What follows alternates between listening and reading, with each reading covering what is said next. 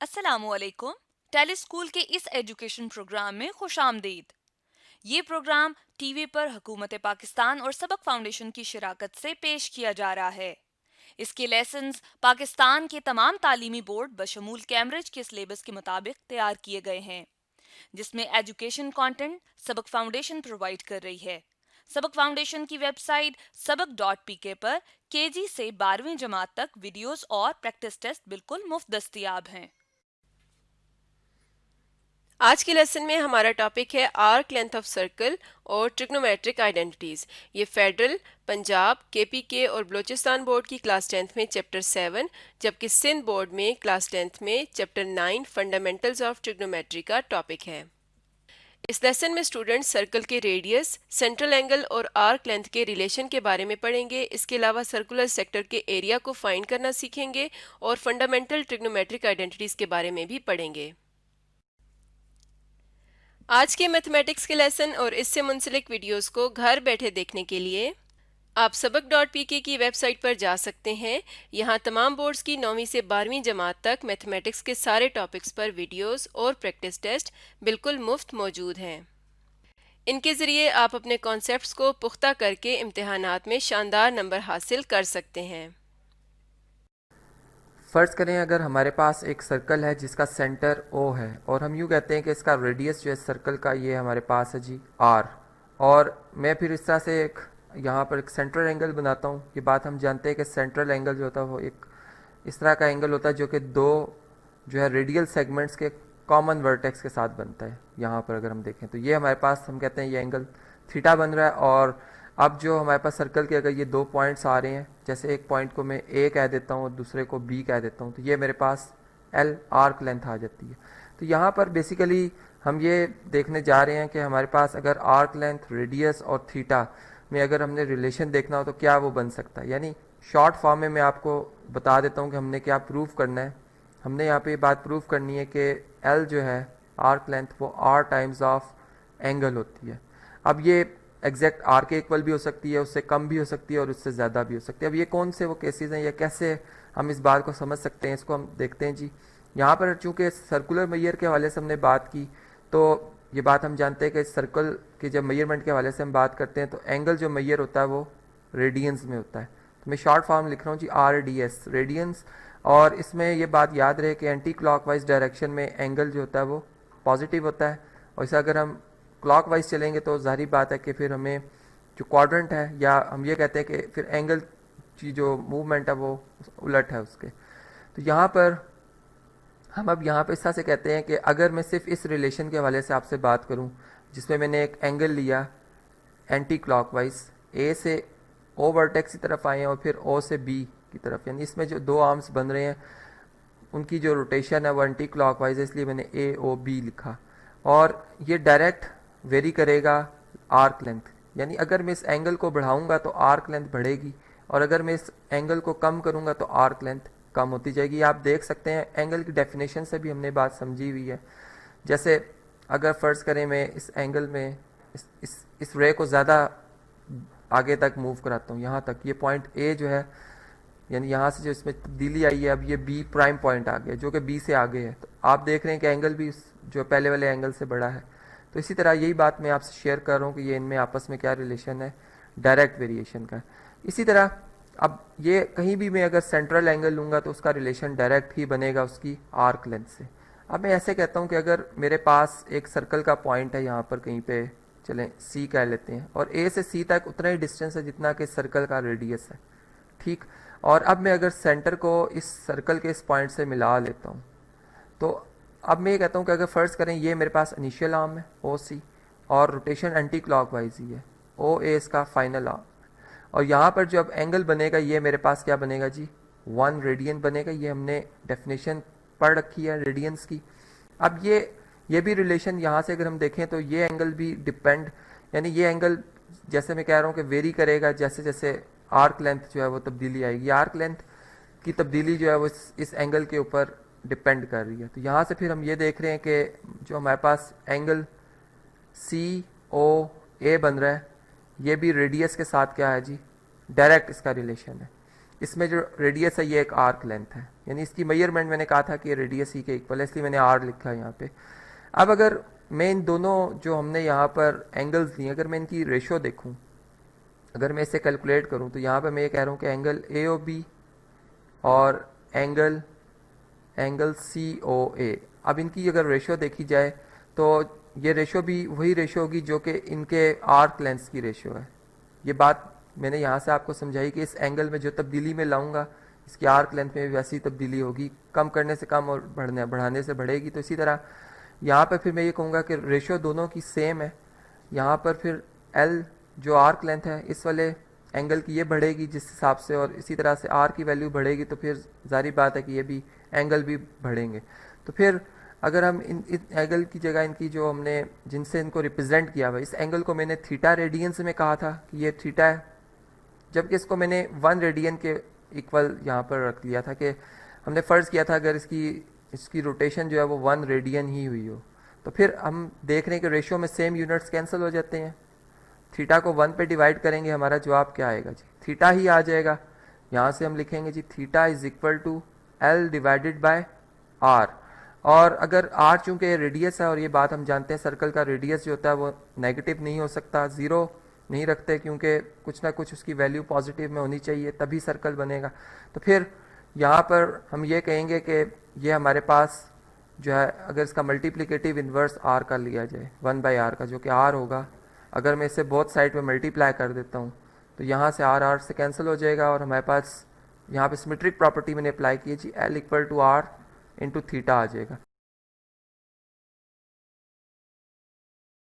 Area of a circular sector, किस तरह से हम इसको समझ सकते हैं। फ़र्ज़ करें हमारे पास एक सर्कल है जिसका रेडियस जो है हमारे पास वो ये है, यहाँ पे मैं येलो कलर में रिप्रेजेंट कर रहा हूँ, ये रेडियल सेगमेंट है जी ओ ए। और अब मैं एक सेंट्रल एंगल बनाता हूँ। ये बात हम जानते हैं जी, सेंट्रल एंगल में जो आर्म्स होते हैं एंगल के वो रेडियल सेगमेंट्स होते हैं, जबकि उनमें कॉमन वर्टेक्स जो होता है वो सेंटर ऑफ द सर्कल होता है। ये हमारे पास जी सेंट्रल एंगल बन रहा है थीटा। मैं ये कहता हूँ कि ये जो हमारे पास ओ ए आर्म और ओ बी आर्म है, इसके अंदर जितना भी ये रीजन आ रहा है सारे का सारा एरिया ये सेक्टर है, ये सेक्टर ऑफ द, यानी हम यूँ कहेंगे एरिया ऑफ द सेक्टर है। और इससे चलें शेड कर देता हूँ मैं जिस एरिया की मैं बात कर रहा हूँ, ये जी। अब इस एरिया की मेजरमेंट करनी हो तो कैसे हम कर सकते हैं, कैसे मैथमेटिकली एक रिलेशन हम निकाल सकते हैं, इसको हम समझेंगे। चलें जी, यहाँ मैं लिख देता हूँ कि ये क्या है, एरिया ऑफ सेक्टर। और सेक्टर जो है जी ये कहाँ से स्टार्ट हुआ है, ये स्टार्ट हुआ है ए पॉइंट से, O to B, then B to यहाँ पर कोई एक पॉइंट ले लेते हैं जी, ए बी आर का कोई सा एक पॉइंट पी, इस तरह से। तो ये एरिया ऑफ सेक्टर है जिसे अब भी हमने कैलकुलेट करना है। अब यहाँ पे चूँकि एरिया की बात हो रही है तो हम रेशो के हवाले से बात करेंगे। हम ये बात जानते हैं कि जैसे जैसे एंगल यानी कि रोटेशन जो है इन आर्म्स में रोटेशन बढ़ाते जाएंगे, हमारे पास जो एरिया ऑफ सेक्टर है जिसकी मैं बात करूँ वो बढ़ता जाएगा। एक वक्त ऐसा आएगा कि जब ये एंगल जो है कंप्लीट अपनी 1 रोटेशन यानी एक चक्कर अपना पूरा कर लेगा यहाँ पे, तो हम यूँ कहेंगे कि इस केस में जो हमारे पास एरिया ऑफ सेक्टर जो है वो बराबर हो जाएगा किसके जी, एरिया ऑफ द सर्कल के। ठीक, तो हम यूँ कहेंगे एरिया ऑफ सर्कल, जो कि हम ऑलरेडी जानते हैं एरिया ऑफ सर्कल किसके इक्वल होता है जी, ये इक्वल होता है अगर आर रेडियस हो सर्कल का तो ये पाई आर स्क्वायर के इक्वल होता है, पाई आर स्क्वायर के इक्वल होता है। और इसी तरह से अब हम ये कहते हैं कि हमारे पास जो सर्कल ने जब ये कब एरिया होता है, ये तब होता है जब हमारे पास एक सर्कल यानी एक चक्कर कंप्लीट होता है। तो यहाँ पर हम एंगल ऑफ सर्कल भी लिख लेंगे कि एंगल ऑफ सर्कल क्या बन रहा है जी, ये बन रहा है 2 पाई, यानी रेडियंस के हवाले से मैं बात करूँ, चूँकि सर्कुलर मैयर है तो यहाँ पर रेडियंस के हवाले से बात होगी जी,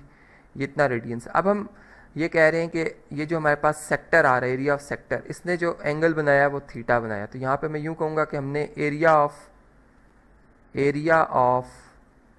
यहाँ पे चल के इसको थोड़ा सा बेहतर बनाते हैं जी, एरिया ऑफ सेक्टर ये हम फाइंड आउट करने जा रहे हैं। इससे चले मैं यहाँ पर P से रिप्रेजेंट कर लेता हूँ या S से रिप्रेजेंट कर लेता हूँ कि एरिया ऑफ सेक्टर हमने फाइंड करना है S। और जबकि हमारे पास जो एंगल ऑफ सेक्टर है वो हम जानते हैं कि हमने थीटा रेडियंस में बनाया हुआ है। तो एंगल ऑफ सेक्टर में लिख देता हूँ जी, वो हमारे पास है थीटा इन रेडियंस। अब एक रिलेशन जो बात अभी मैंने आपसे कही कि अगर हम रेशो के हिसाब से देखें तो जो इन सेक्टर की और इस सर्कल के हवाले से इनके एरिया की रेशियो बनेगी वही इनके सेंट्रल एंगल या मैं वो कह सकता हूँ कि इनके एंगल की रेशियो बनेगी। ठीक, यानी यहाँ पर फिर हम यूँ कहेंगे कि हमारे पास जो एरिया ऑफ सेक्टर है,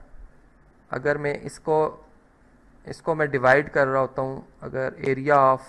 किससे जी, सर्कल से, एरिया ऑफ सर्कल से, तो वही रेशियो जो है ये रेशियो सेम होगी जो इनके एंगल्स हैं। अब एंगल ऑफ जो सेक्टर है वो कितना है हमारे पास, वो है हमारे पास जी थीटा, जबकि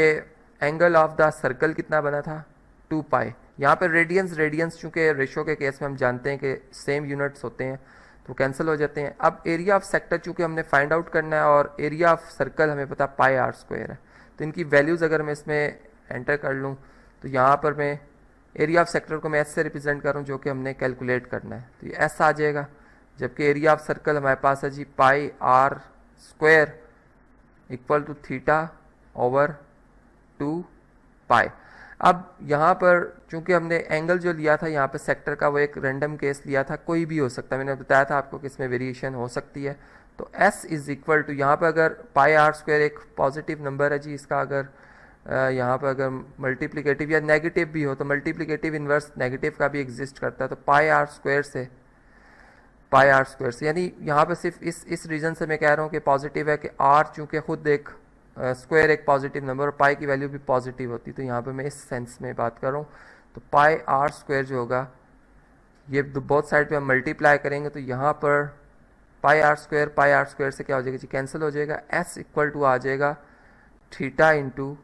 यहाँ पर अगर आप देखें तो पाई से कैंसिल हो रहा है, आर स्क्वायर डिवाइडेड बाय 2, यानी यहाँ से फिर हम यूँ कह सकते हैं कि हमारे पास एरिया ऑफ सेक्टर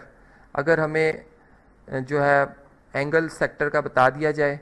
और हमें रेडियस भी पता हो कि उस सर्कल जिसका ये सेक्टर हम मालूम करने जा रहे हैं एरिया वो क्या है, तो फिर हम बड़ी आसानी के साथ जो है वो एरिया ऑफ सेक्टर जो यहाँ से कैलकुलेट कर सकते हैं। यहाँ पे मैं हाफ को अलग कर रहा हूँ,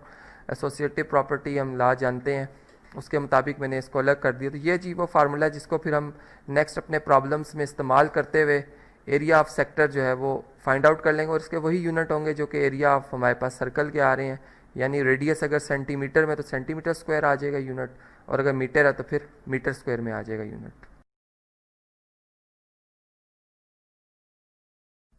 वेलकम स्टूडेंट्स, आज हम ट्रिग्नोमेट्रिक आइडेंटिटीज से जो मज़ीद रिजल्ट्स अखज़ होते हैं आज हम उस पर बात करेंगे। जैसे कि आप जानते हैं हमने प्रूफ किया था कि साइन स्क्वायर ऑफ थीटा, ठीक है, plus cosine square of theta equal to 1, ठीक है। अब ये एक ट्रिग्नोमेट्रिक आइडेंटिटी है, अगर हम इसी से एक रिजल्ट मज़ीद निकालना चाहें तो ये आ सकता है कि कॉस स्क्वायर थीटा का जो एडिटिव इन्वर्स है वो अगर बोथ साइड पे ऐड कर दिया जाए, यानी यहाँ से साइन स्क्वायर थीटा को सेपरेट कर दिया जाए, ठीक है, और कॉस स्क्वायर थीटा यहाँ पे ऐड हो रहा है, ज़ाहिर बात है इक्वेशन की राइट साइड पे मूव करेंगे तो ये क्या हो जाएगा जी, सब्ट्रैक्ट हो जाएगा। तो इससे एक और हमारे पास ट्रिग्नोमेट्रिक आइडेंटिटी की शेप आ जाती है, ठीक है।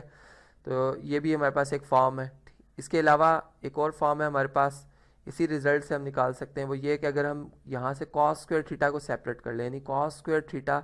एज इट इज़ रहे, ठीक है, और साइन स्क्वायर थीटा को अगर हम शिफ्ट कर लें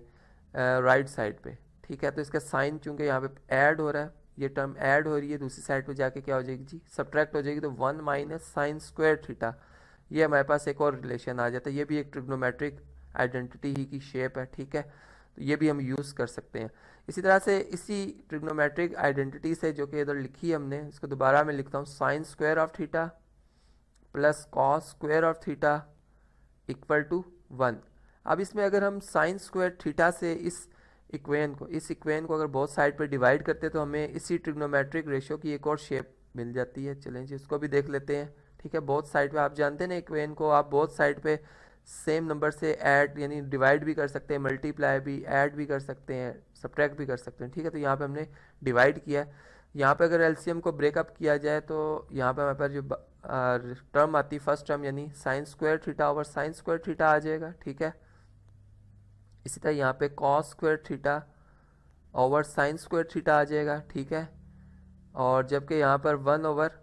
साइन स्क्वायर थीटा यानी 1 ओवर साइन स्क्वायर थीटा को अगर मैं 1 ओवर साइन थीटा